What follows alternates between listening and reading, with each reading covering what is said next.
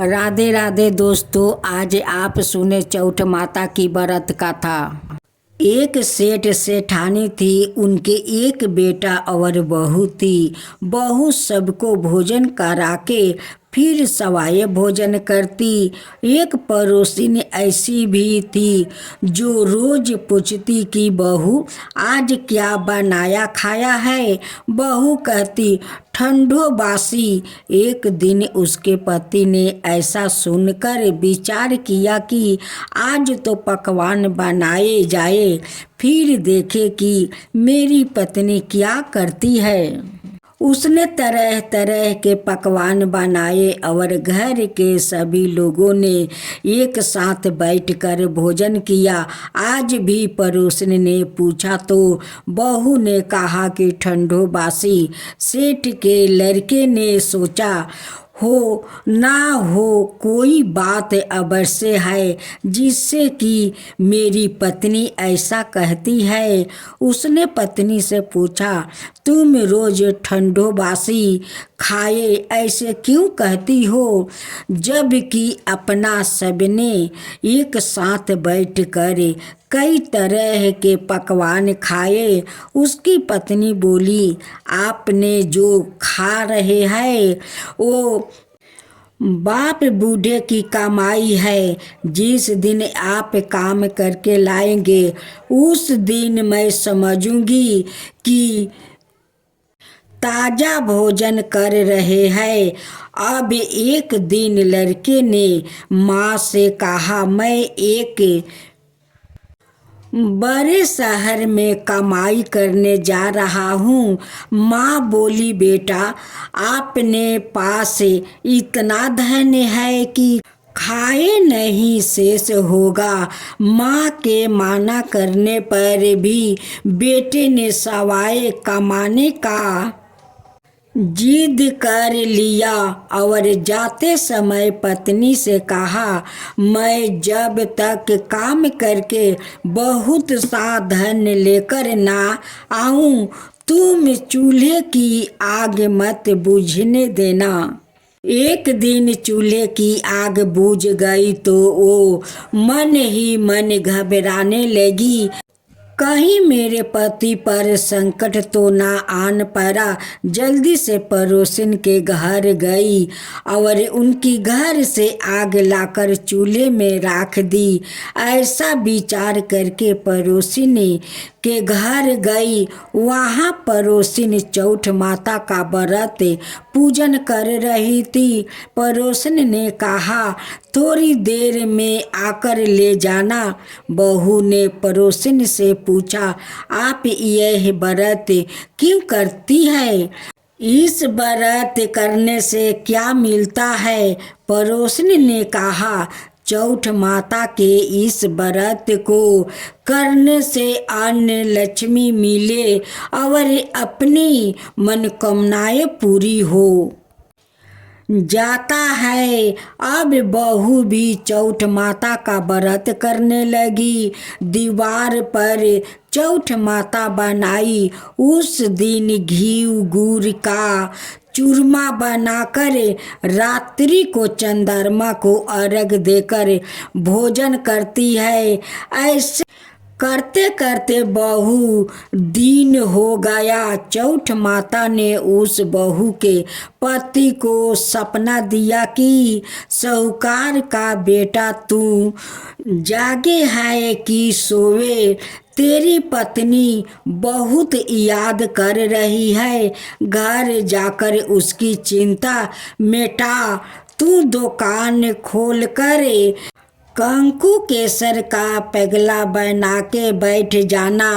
आज तेरा हिसाब किताब चुकता हो जाएगा। अब तो चौठ माता ने जैसा कहा था वैसा ही हुआ। उसने घर जाने की तैयारी की और गाड़ी भर कर धन दौलत लेकर चल दिया। रास्ते में एक बड़ा सा काला नाग फन फैलाए बैठ गया और कहने लगा आज तो मैं तुझे डांसूंगा। छोड़ूंगा नहीं, आज तेरी आहू पूरी हो गई है। सेठ ने लड़के से कहा, आज चौठ माता ने मुझे सपना दिया तो मैं पत्नी से मिलने घर जा रहा हूँ। वहाँ मेरी पत्नी बहुत चिंता कर रही है। मैं उससे मिल कर जरूर आऊँगा, तब तुम मुझे डांस लेना।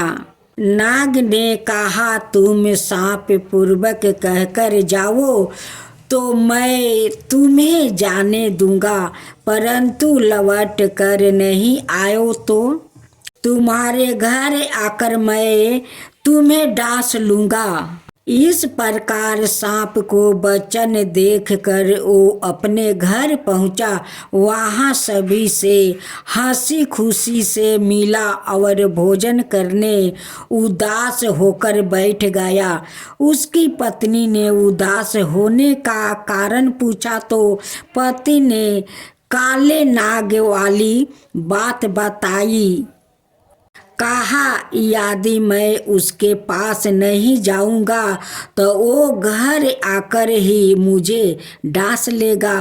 पत्नी बहुत चतुर थी। उसने कहा कि आप घबराओ नहीं, लेट जाओ, मैं एक उपाय करती हूँ।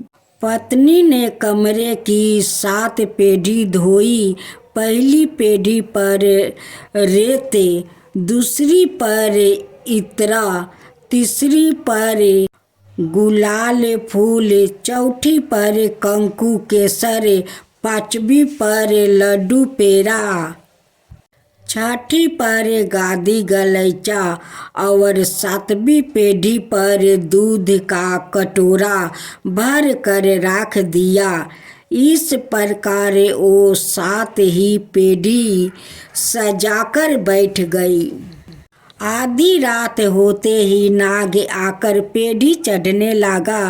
पहली पेढ़ी पर रेत में लौट गया और कहने लगा कि सेठ की बहू ने आराम तो बहुत दिया, पर बचनों से बांध कर आया हूँ, सो डांस लूँगा अवश्य ही। इसी प्रकार 7 पेढ़ियों पर नाग आराम करता हुआ और कहता है कि डांसूगा जरूर। कमरे में जाने वाला था कि चौठ माता ने विचार किया कि मैं इसे नहीं बचाऊंगी तो संसार में धर्म कर्म और व्रत पूजन को कौन मानेगा।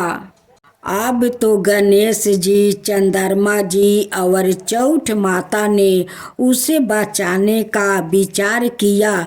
चंद्रमा जी ने उजाला किया, चौठ माता ढाल बनी और गणेश जी ने तलवार लेकर नाग को मार दिया और ढाल से ढाक दिया।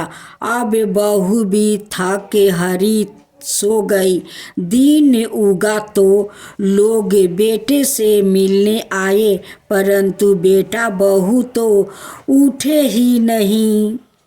बहुत देर हो गई तो माँ उन्हें उठाने गई। माँ ने 7 पेढ़ियों पर जो कुछ देखा तो बहुत घबराई और बेटा बहू को आवाज लगाई, बेटा बहू उठो तो देखो कि एक ढाल तलवार वहाँ पड़ी है। अब ढाल उठाई तो वही काला नाग मारा हुआ पारा है।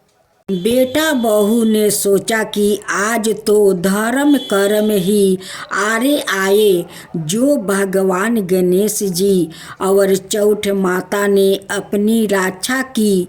हे चौठ माता, आपने जैसी सेठ के बेटे बहू की रक्षा की, वैसा ही सबकी रक्षा कीजिए। चौठ माता की जय हो, चौठ माता की जय हो। राधे राधे दोस्तों, आज आप सुने संकष्टी चतुर्थी गणेश भगवान की व्रत कथा। संकष्टी चतुर्थी का व्रत सुख समृद्धि प्रदान करने वाला व्रत माना जाता है।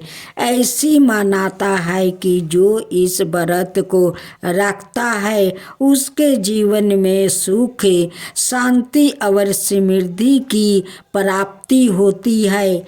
जीवन में आ रही सभी बाधाओं दूर हो जाती है। इस दिन प्रथम पूजनीय भगवान श्री गणेश की पूजा की जाती है। आज के दिन भगवान श्री गणेश के 5 मुखी हिरण्य रूप की पूजा करने का विधान है, जिसमें गणपति शेर पर बैठे नजरे आते हैं।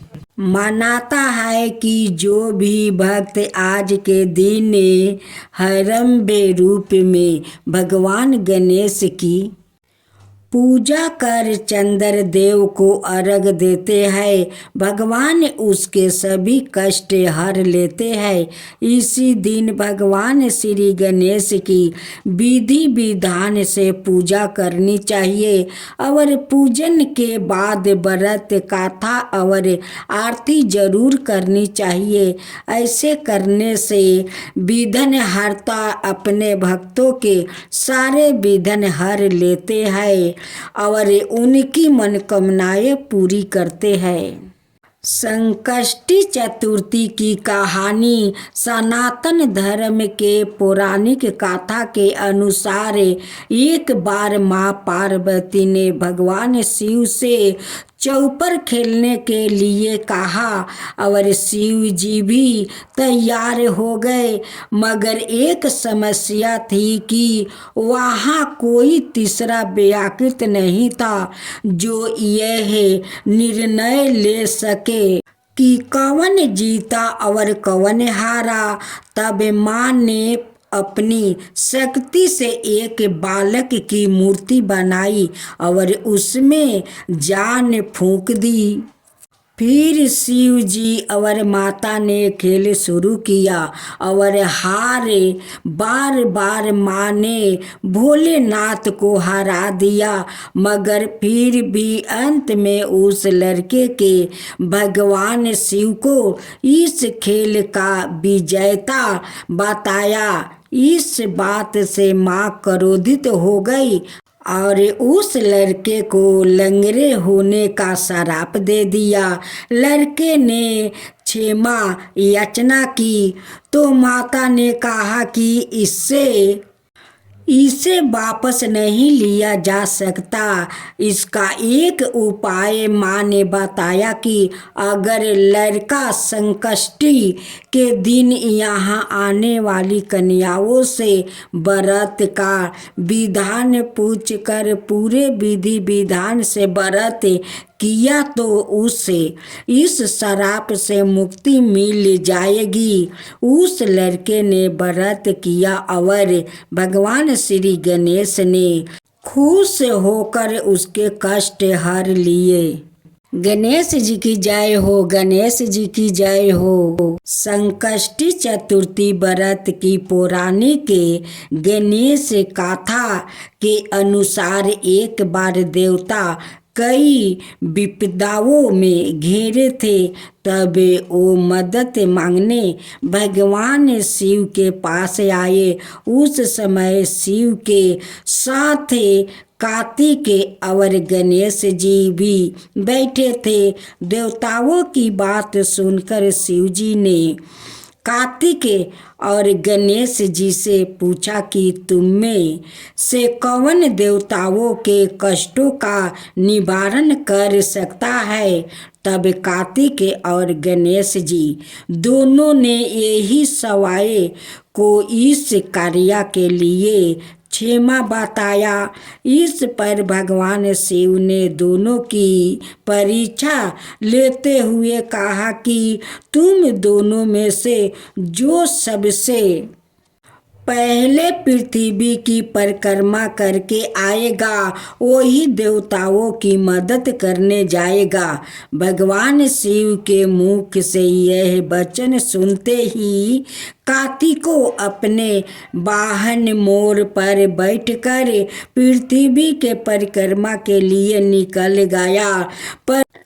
परंतु गणेश जी सोच में पड़ गए कि वो चूहे के ऊपर चढ़कर सारी पृथ्वी की परिक्रमा करेंगे तो इस कार्य में उन्हें बहुत समय लग जाएगा। तभी उन्होंने एक उपाय सूझा। गणेश जी अपने स्थान से उठे और अपने माता पिता की 7 बार परिक्रमा करके वापस बैठ गए।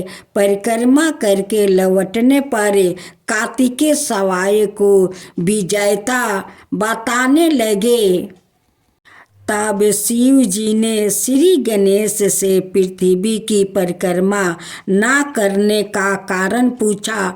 तब उन्होंने कहा, माता पिता के चरणों में ही समस्त लोग हैं। यह सुनकर भगवान शिव ने गणेश जी को देवताओं के संकट दूर करने की आज्ञा दी। इस प्रकार शिव जी ने श्री गणेश को आशीर्वाद दिया कि चतुर्थी के दिन जो तुम्हारा पूजन करेगा और रात्रि में चंद्रमा को अर्घ देगा, उसके तीनों तप योनि दैहिक तप, दैविक तप और भौतिक तप दूर होंगे।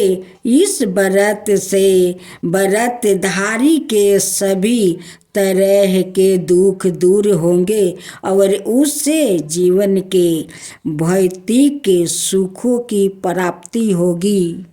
चारों तरफ से मनुष्य की खयाती और सुख समृद्धि बढ़ेगी और पुत्रादि धन ऐश्वर्य की कमी नहीं रहेगी। अतः यह चतुर्थी हर विपदा दूर करने वाली मानी जाती है।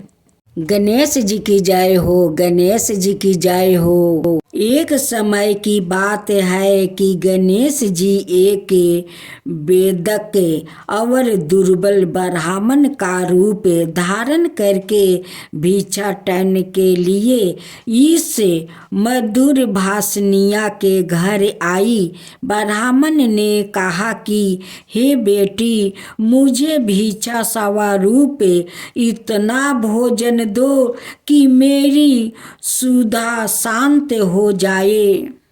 उस ब्राह्मण की बात सुनकर उस धर्मपरायण कन्या ने उस ब्राह्मण का विधिवत भोजन किया। भक्ति पूर्वक भोजन कराने के बाद उसने ब्राह्मण को वस्त्रादि दिए।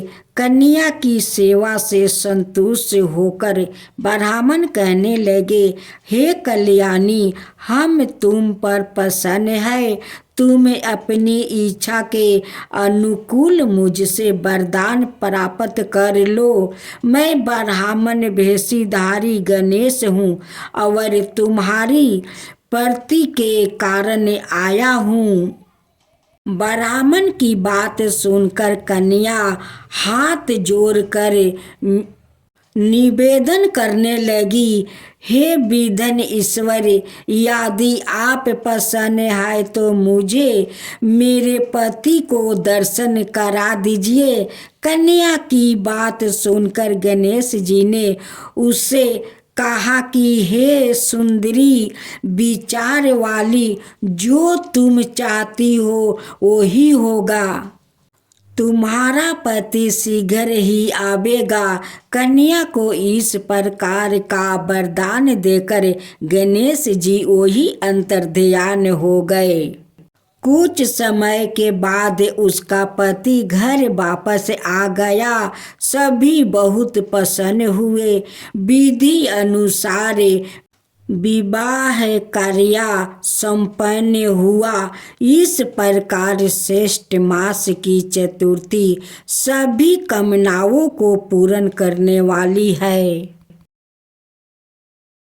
राधे राधे दोस्तों, आज आप सुने संकष्टी चतुर्थी व्रत कथा।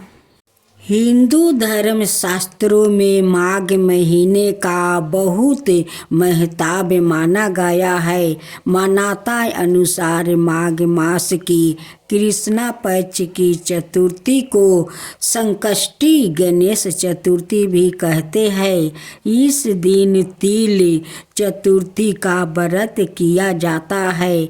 यह व्रत घर परिवार पर आ रही है विपदा दूर करने में सक्षम है। इतना ही नहीं, यह व्रत रुके मंगलिक कार्य संपन्न करवाता है और भगवान श्री गणेश जीवन के सभी दुखों की प्राप्ति कराते हैं।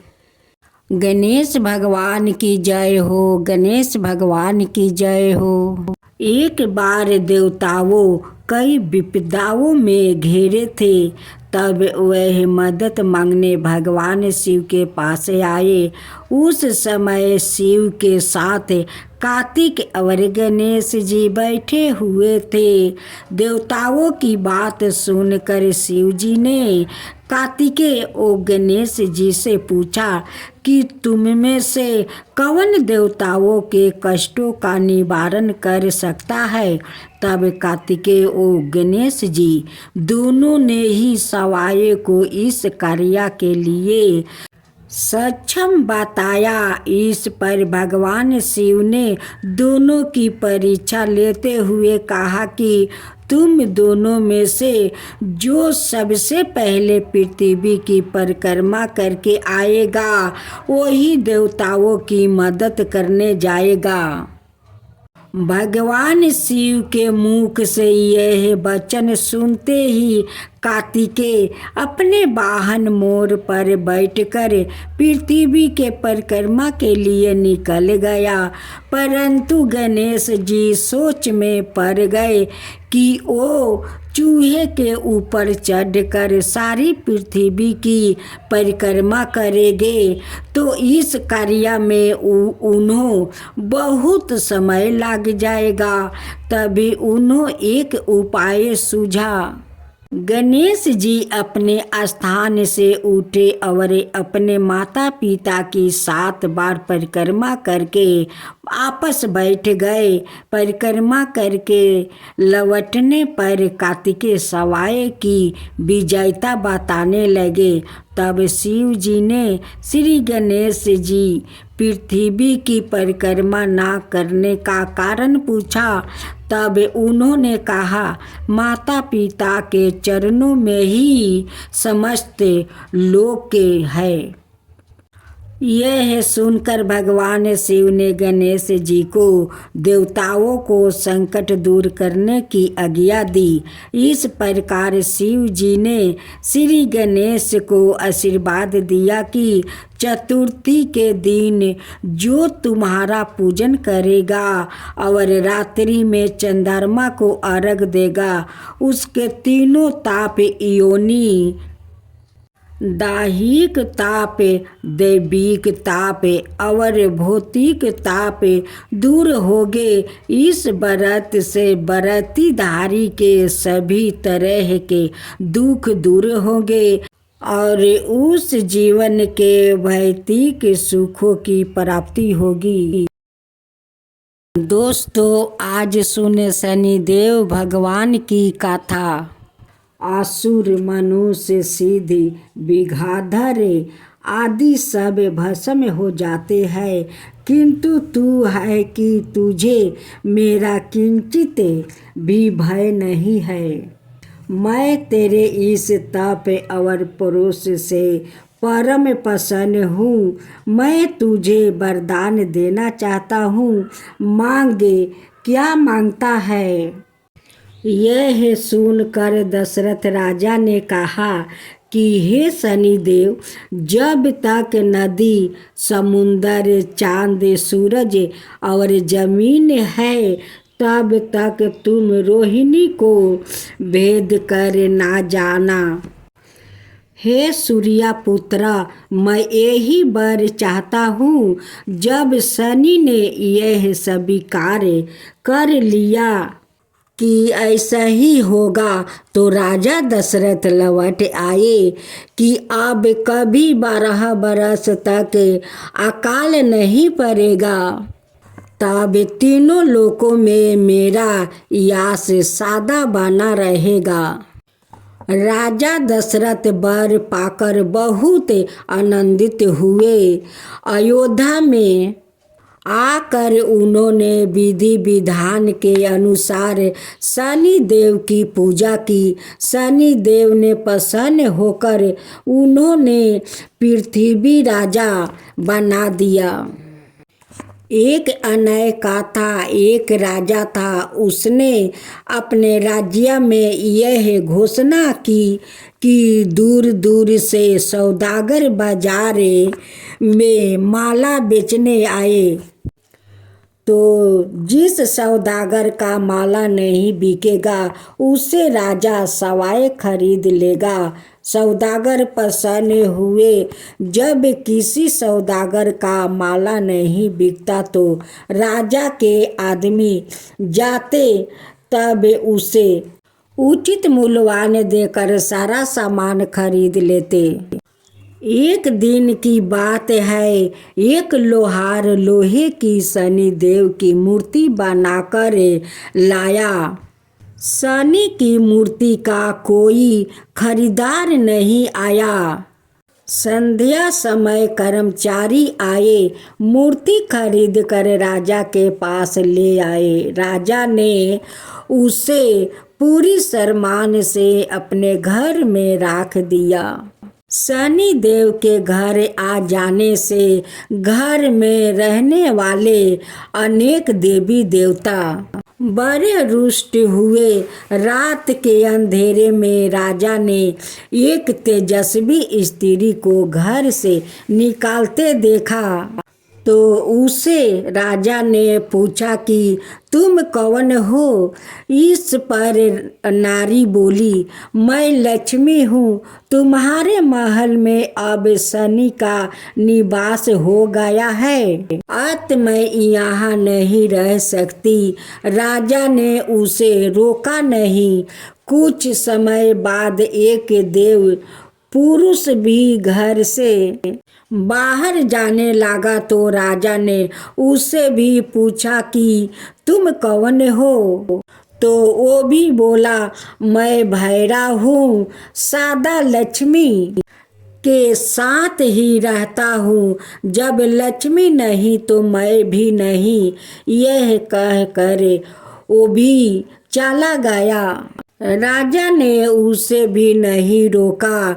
इसी प्रकार धीरे धीरे एक ही रात में धर्म, धैर्य, क्षमा आदि अन्य सभी गुण भी एक एक करके चला गया। राजा ने किसी से भी रुकने का आग्रह नहीं किया।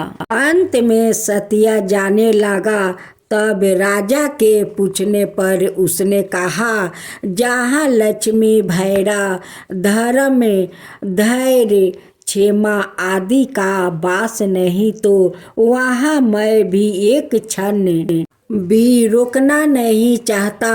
यह सुनकर राजा सत्या देव के पैरों में गिर कर कहने लगा, महाराज, आप कैसे जा सकते हैं? आपके बल पर ही तो मैंने लक्ष्मी, भैरा, धर्म आदि की कोई परवाह नहीं की। मैंने तो आपका ही जीवन भर सहारा लिया है। मैं आपको कभी नहीं छोड़ सकता। राजा का इतना आग्रह देख कर सत्या रुक गया। महल के बाहर सभी सत्या की राह देख रहे थे। उसे ना आता देख कर धर्म बोला, मैं सत्या का बिना नहीं रह सकता, मैं आपस जाता हूँ धर्म के पीछे पीछे। दाया, धैर्य, क्षेमा, भैरा और लक्ष्मी सभी लौट आए। तब राजा से कहने लगे कि तुम्हारे सत्या प्रेम के कारण ही हमें लौटना पड़ा। तुम सा राजा दुखी नहीं रह सकता। सत्या प्रेम के कारण लक्ष्मी और शनि एक ही स्थान पर रहने लगे। अब शनि मंत्र सुने। व्रत के दिन 3 या 19 माला ओम परा प्री परो शन्याय नमः मंत्र जपना चाहिए। संकल्पित अंतिम व्रत के दिन शमी के वृक्ष की लकड़ी से एक छोटा सा हवन भी करे। यदि शनि की 2.5 या 7.5 चल रहे हो तो योग्य ब्राह्मण द्वारा शनि ग्रह मंत्र का 23,000 मंत्रों का जप अवश्य करावे। बाद में यथाशक्ति तेल, छतरी, जल, काला कंबल, लोहा, सरसों, चमड़े के जूते, कुर्सी, तिल के लड्डू ब्राह्मणों को दान में दे। चिंटियों को आटा खिलाए। शनि अस्त्रों का पाठ व्रत के दिन करना विशेष लाभप्रद माना गया है। प्राचीन काल में इक्ष्वाकु वंश में परम यशस्वी राजा दशरथ हुए हैं। वो चक्रवर्ती सम्राट थे और उनका राज्य सप्त द्वीपों तक फैला हुआ था। एक बार ज्योतिषियों ने उन्हें बताया कि जब शनि क्रियातक के अंत में रोहिणी को भेद कर जाएगा तो 12 बरस तक घोर कष्टदायक अकाल पैदा होगा। ज्योतिषियों की इस भविष्यवाणी को सुनकर सभी व्याकुल हो उठे। तब राजा ने महर्षि वशिष्ठ से पूछा कि हे महर्षि, ऐसा समय में एक राजा का क्या कर्तव्य होता है, यह मुझे बताइए। ये सब सुनकर महर्षि वशिष्ठ ने कहा, राजन, शीघ्र ही शनि ग्रह रोहिणी नक्षत्र में प्रवेश करेगा। ये एक असाध्य योग है। अन्याय योगों से कहीं अधिक हानिकारक। इस सृष्टि को टालने के लिए आप जो भी उचित समझे करें। बहुत सोच विचार और मनन के बाद राजा ने अपना दिव्या धनु, दिव्या अस्त्र शस्त्र लिए और रथ पर सवार होकर नक्षत्र मंगल में पहुंच गए। जब क्रियातक के अंत में शनि ठहर कर रोहिणी नक्षत्र में परिवेष्ट हुआ तो देखा कि क्रोध से आंखें चढ़ाए हुए बीरबल दशरथ रास्ते में आगे की ओर खड़े हैं और उनके धनुष पर विनाशकारी बाण चढ़ा हुआ है। राजा को देखकर शनि ने भयभीत स्वर में कहा, हे राजन, तेरा साहस धन्य है, मेरी टेढ़ी निगाहें मात्र। आज आप सुने गणेश भगवान और माँ तुलसी की कथा। एक ब्राह्मण और ब्राह्मणी रहा करती। उनकी एक ही बेटी थी। अपना बेटी का नाम पार्वती रखा। अभी पार्वती 5 बरस के थी। एक दिन उनकी पिताजी बाजार जा रहे थे। वो जिद करने लगी कि पिताजी मैं भी आपके साथ बाजार चलूँगी। बाजार जाते समय रास्ते में कोई आदमी एक छोटा सा गणेश को फेंक रखा था।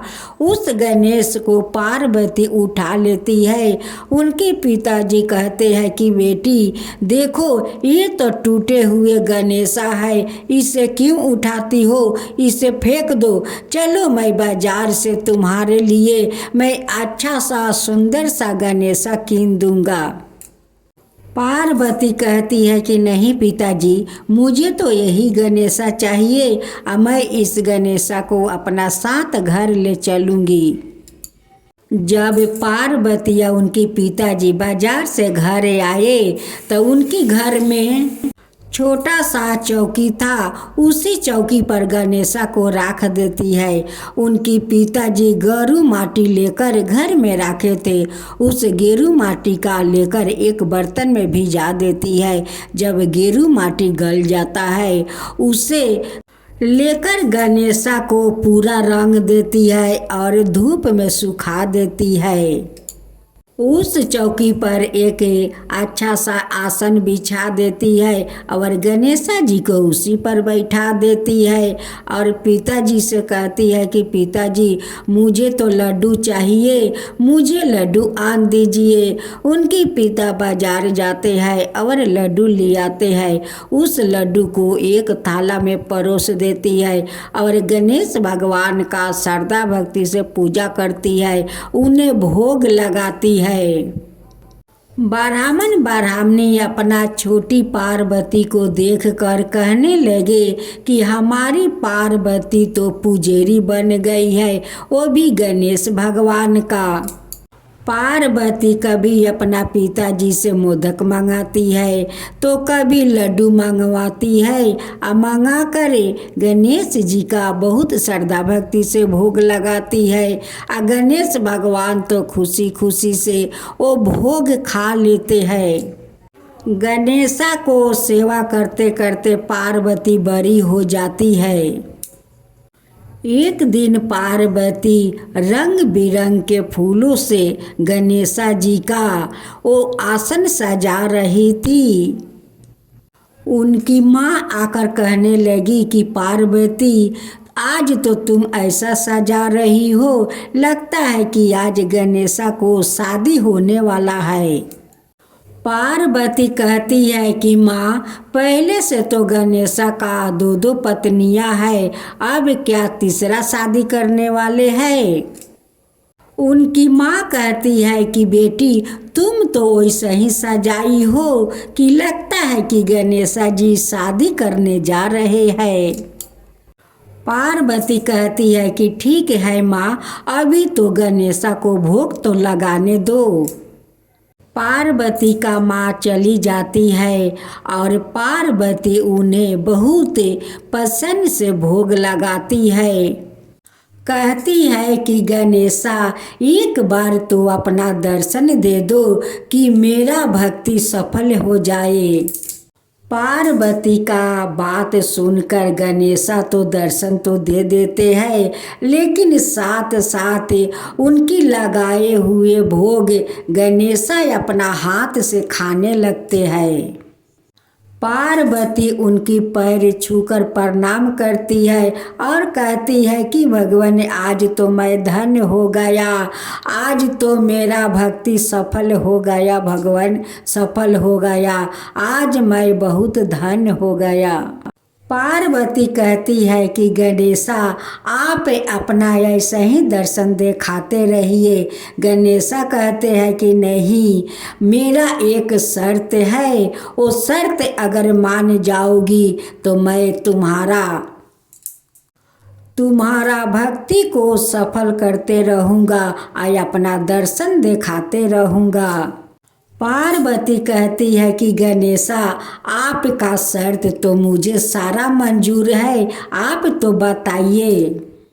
गणेशा कहते हैं कि पार्वती, तुम आज मुझे इतना श्रद्धा भक्ति से पूजा पाठ करती हो, सेवा करती हो, अगर तुम ससुराल चली जाओगी तो मुझे कौन इतना अच्छा से सेवा करेगा, कौन जतन करेगा, कौन भोग लगाएगा। पार्वती कहती है कि नहीं गणेशा, मैं तो कभी शादी नहीं करूँगी, मैं तो आपका ही सेवा करूँगी। गणेशा कहते हैं कि नहीं नहीं, ऐसा तो हो नहीं सकता है, मेरे कारण तुम शादी नहीं करोगी तो मैं तुम्हें दर्शन नहीं दूंगा। अगर तुम शादी नहीं करोगी, अपना घर संसार नहीं बसाओगी तो मेरा सेवा करके क्या करोगी, बताओ पार्वती। विवाहित औरतों अपना सुख शांति के लिए पूजा करती है, कुंवारी लड़कियां अपना वर पाने के लिए पूजा करती है, और तुम बोलती हो कि मैं शादी नहीं करूँगी। गणेशा, मैं सब कुछ समझ गई, मैं जब शादी करूँगी तो आपका अपना साथ ससुराल लेकर चली जाऊँगी और आपको वहाँ पर मैं सेवा करूँगी। तब गणेशा कहने लगा कि अब हुई ना बात, अब मैं तुम्हें दर्शन रोज दूँगी और तुम्हारा हाथ से लगाया हुआ भोग मैं अपना हाथ से खाऊंगा। पार्वती के शादी के लिए उनकी माता पिता घर ढूंढा और पार्वती को अपना धाम धूम से शादी दिया। जब विदाई का समय हुआ तो पार्वती अपना गणेशा को गोद में लेकर डोली में उठ गई और लेकर अपना ससुराल चली गई। उनकी ससुराल वालों देखकर बहुत प्रसन्न हो गए और कहने लगे कि मेरे घर तो साक्षात दुर्गा आई है, अपना गोद में गणेश को लेकर आई है। अब तो उनकी सास ससुर सारे संबंधी उनकी रास्ते में फूल के बिछौना करते हैं और उसी फूल के ऊपर से घर में प्रवेश करवाते हैं।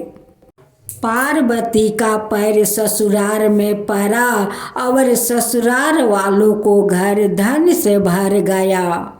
सारे ससुराल वालों मिलकर गणेशा को धाम धूम से पूजा करने लगा। हे गणेशा, आप जैसे उस पार्वती को मिले और उनकी ससुराल में जाकर धन भर दिया, वैसे सबका घर में जाकर धन भर दीजिए, सबका ऊपर कृपा कीजिए। जो आपका कथा कहे, जो सुने, जो हुंकार भरे, उन सब का घर भर दीजिए, उन सब का ऊपर कृपा कीजिए, सबका घर धन से भर दीजिए। गणेशा की जय हो, गणेशा की जय हो।